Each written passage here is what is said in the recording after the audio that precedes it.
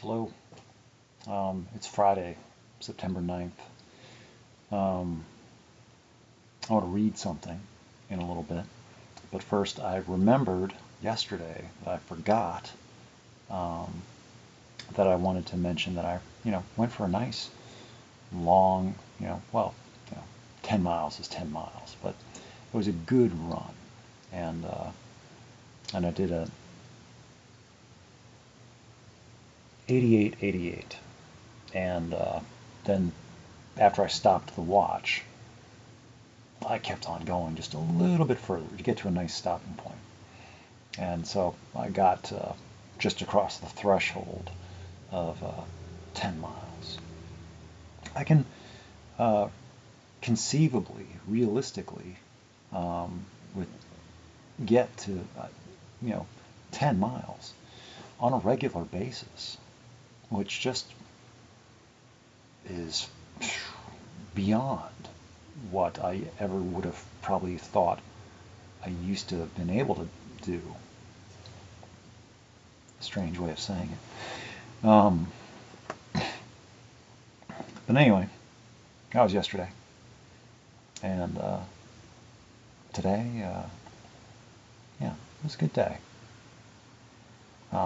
And I do have something to write about confrontations, because I have that story continues at work with my immediate supervisor and me being confrontational over an internal issue that I have a quarrel with, and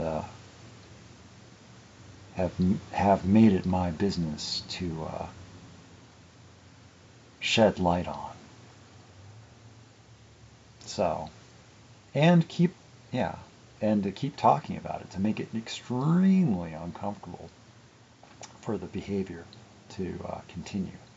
Because the more people, it's like I don't just go around, gossiping and rumor mongering about it. It's just true. But, I just make it so it's like not something secret, not something hidden. It's like people know, and it's like, is it really worth it when your dignity, self-respect, your health is all being affected? Is it really worth it? That's the question. Because you've lost my respect, um, and so it's like it must be worth it. So it's like, I don't know. From a recovery point of view, I am insulted and disrespected, for that sort of behavior to continue at work even after like the one guy got fired for that behavior because he got caught on camera. Whereas my immediate supervisor seems to think that, well, as long as he doesn't get seen or caught by people that have the ability to, take disciplinary action, it's okay. Yeah, I don't know. And one of the other guys, he's still doing it, trying to sneak it. It's like, yeah. Anyway. So, it's not my job to police my work. But, I don't know. It just bothers me. I'm working on letting it go and not letting it bother me as much. But I thought it was done. I thought for like a month. It's like, oh, I think they're done. I think they gave up. I think they're going to stop. And it's not about winning or losing, because I just don't care. I just don't want the behavior to continue. That's the most. I know they'll find other ways to not do their work. They'll just not do the work. They'll get somebody else to do it. But it's just more about the principle of it. That's all I'm going to say. Anyway, okay, with all that, now I'm going to read. And I doubt anybody has hung around this long, so that's good. I don't want, I don't know. I don't want anybody to think I'm weird. But, yeah. I wrote this about 3 days ago, and it's about my exit from the Nineveh group. I'm just not planning on attending that meeting anymore because it's a conflict. I have many conflicts of time and of interest and of personality. And yeah. So this is what I wrote 3 days ago. I think I wrote it the day after the Tuesday night meeting. Or no, maybe I wrote it that night after I got back. Yeah, 3 days ago. So yeah, I would have written it that night after I got back. From what conceivably could be, or at least for the near term, the last time I ever go there. I have no reason to go back. Anyway, the reading will say everything and more. Okay. Yes. I am not going back to Nineveh. I volunteered to chair the month of August late last year, and around February this year, I found that I could no longer allow myself to continue the charade of being whomever it is they think I am. It is far from recovery for me. It is paralyzing instead. I kept up as best I could for as long as I could. I have my reasons. I'm not justifying or explaining. I don't require permission or validation. I am just not going back. There are a few who are aware of and that will have to suffice. The rest can and will think whatever they like, believe whatever they like, whatever helps them make sense of their world that I can no longer be a part of. In half part, I cannot say how, the guiding principles of recovery feel perverted and corrupted to accommodate the needs of the few, and they twist and distort to permit the convenience of whatever indoctrination they are attempting to propose. They are human, they are not saints, but the levels of highly unstable and unorthodox emotional pettiness and vanity are disturbing. I have found better organized and better behaved groups among relative newcomers. It is not all of them. In fact, it is only a few. However, I feel no pressure or incentive to expose myself to a continuation of that environment. I can't breathe there. I feel belittled, condescended, and patronized. Treated as an inferior, a less than, decidedly not as an equal. I should want to be like them, act like them, talk like them, be them. I am not them. I don't want to be them. I want nothing from them. They have nothing I want. Whatever I have to share feels merely tolerated until correct people have a chance to share the correct answers on whatever the topic at hand happens to be. Don't mind Eric. Eric is just being Eric. I can be Eric somewhere else, thanks. Without having to schedule my sleep around that meeting, essentially waking up in the middle of my night to get up, go out, and drive to a meeting, be seen being alive, talk a brief amount, maybe, and then drive back not home to attempt a nap before going to work in 2 more hours. My presence even cannot be too renowned or missed because I am barely even there anyway. I am just removed from sleep and wanting to not be there. I can pretend at being the serene sage all I like, but I really don't wish to be there. I fulfilled my bargain. I did what I wrote down on a piece of paper last year. I am not signing on again. I was already feeling like I was being scouted for additional responsibility and subservience, being tested to see if maybe I could be persuaded, guilted, shamed, judged, coerced, bullied, or convinced. People asking questions, and if I don't have adequate response, then it is not valid. Or actually, if the response does not fall in line with eventual collapse, and them ultimately getting what they want, then it is not valid. I have no cause to explain myself, my personal privacy. I am not hiding things. Despite what some think, not everything falls within the purview and business of recovery. It is not about keeping secrets. Just because they don't know about it, or understand about it, or approve of it, does not mean that it must be bad.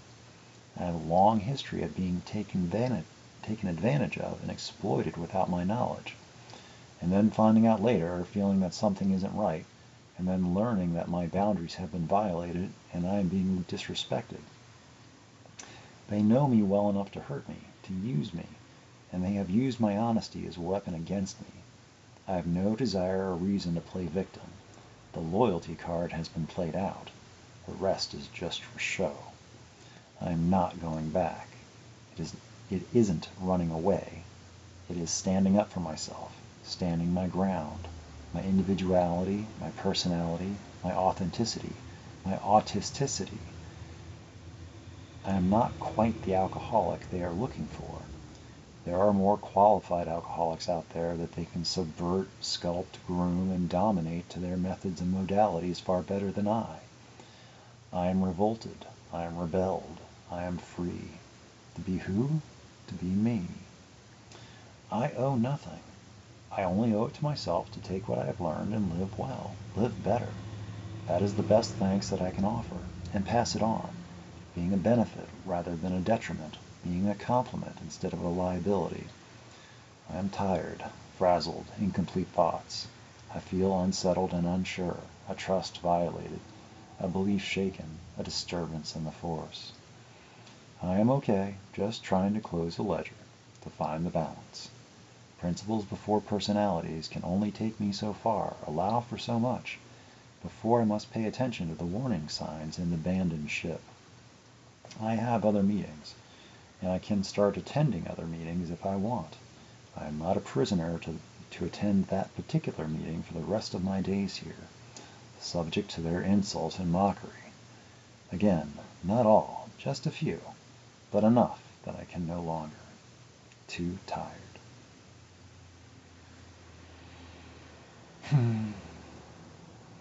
So, it's kind of like a declaration of goodbye to myself in reference to them. Just putting it into words for myself to be like, how did I arrive at that? What was going on when, like, I stopped going. And it's like, why? I don't remember. And I can look at that and be like, oh, right. And even when I stopped going back in February, I remember it was because they were like trying to see if I could, they wanted me to be secretary of the meeting, which would mean that I have to go every week. And if I can't go, then I have to like get somebody to fill in and ask and put myself at, and it's like, no. And I was just at the time getting out of 2 different secretary positions that I'd been doing for years. And I didn't want to get into another, what I was calling nearly, an indeterminate length. Because technically it's only a year, but getting somebody to take over it's difficult because no one wants to do it. But then it's like, well, Eric will do it. Let's get Eric to do it because they like what I do and how I do it. But that doesn't mean that I can do everything. I can't be the secretary for everybody's meeting just because I do a good job and I show up and I'm responsible. Exhausted me. They exhausted me. They used up, it's like, so, I don't know. And I still feel like I'm on call for the other meetings. Like if the secretary that replaced me, something happens, I'm the guy. The go-to. And I don't mind as long as it's only once in a while. I don't want to be the automatic assumed person that,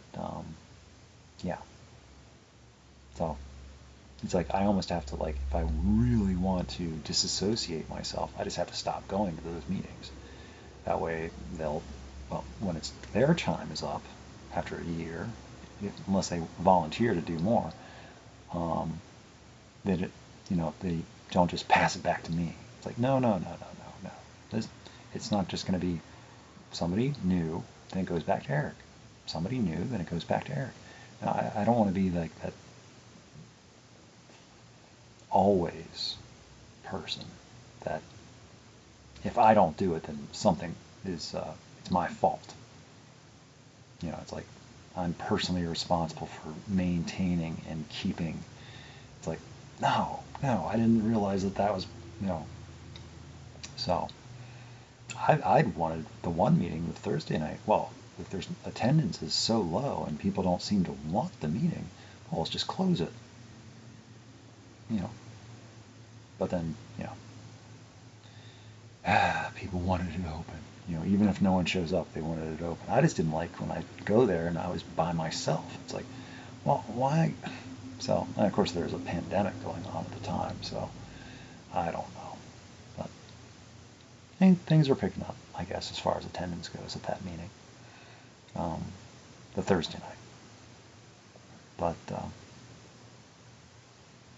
and the Wednesday night, yeah, it's picking up a little bit.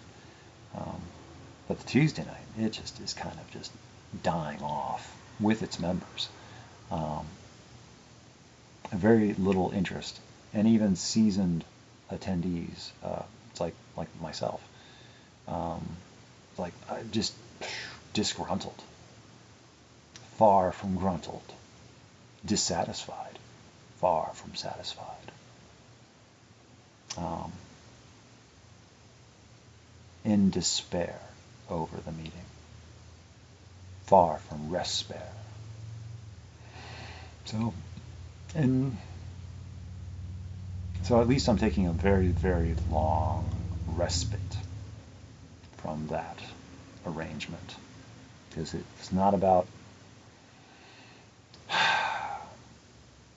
it's a conflict of time with my schedule, and I have to plan my entire day around it and my sleep around being available to wake up in the middle of my night and drive down there and then drive back. And it's like uses up about $5 worth of fuel, and to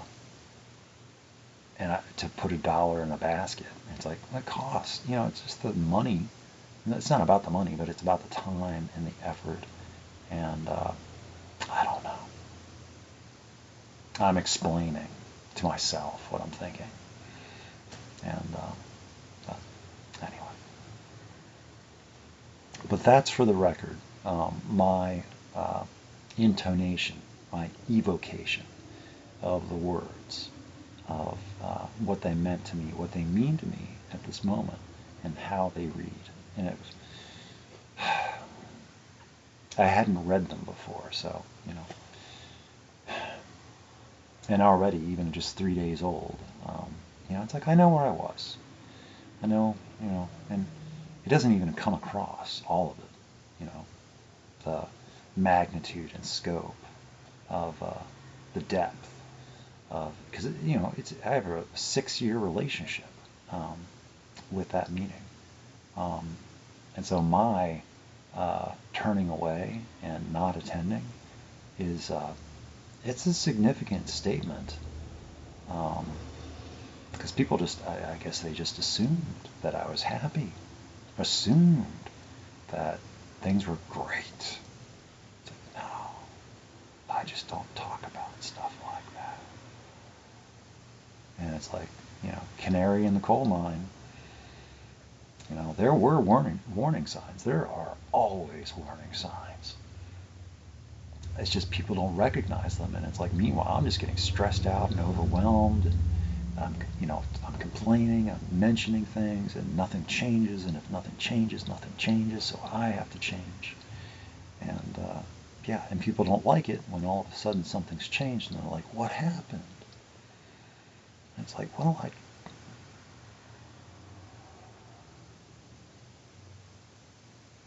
yeah, so it's just kind of sad. And I mentioned, I'm somebody on Wednesday was like, we missed you at the Tuesday night. And as it was almost, and it came from a person who was looking for an explanation. It was a prompt to explain where I was and what I was doing, as if, it's like I was supposed to be there, or I had agreed to be there, or I had said I was going to be there and then wasn't. It's like, no, I'm not taking this prompt. I don't have to explain. And it doesn't matter where I was or what I was doing. I didn't say I was going, and you just assumed I was and think I'm supposed to be. Whereas it's like, when I don't see other people there, I don't wonder where they are and then demand or ask what they were doing. I just hope they're doing well, and they're doing whatever it is they meant to be doing. And yeah.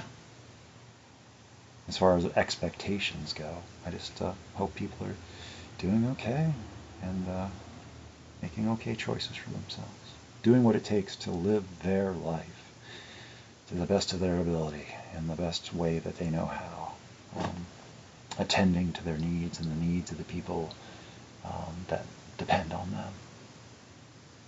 Yeah, being responsible to themselves, attending to the needs of the others around them. So, but me, I don't have any, like I talk about loyalties, and it's like, I didn't sign a lifetime membership, you know, I'm clear sailing to do and go wherever I like. And, you know, it was only a matter of time before I'd, you know, leave to go somewhere. So it's not like I have to, you know, move away to stop attending. I could just decide that that meeting's not good for me, or I don't like it anymore, and go to a different meeting, or not go to a meeting. It's like, it's freedom. So I like it. Other people might not like it, that I feel so capable and I have my own permission to do what I like. But I'm not a prisoner, and I'm also not a hostage. So anyway, I guess that's all I got. I have some food that's going to be ready in just a little bit, so I'm going to go attend to food, and yeah, and then I'm going to take a nice long nap. And I'm not running today because I ran 10 miles yesterday, and it's like I thought about it, but I was like, today's a rest day. I'll take a rest day. So I'm ahead of schedule. I mean, I might miss these days later when it's like, but I think I'm far enough ahead of schedule that I don't have to worry about it. Oh, and there we go. Food is ready. So anyway, that's my alarm clock, you know, for waking up too. But I also use it for telling me, it's like an oven timer.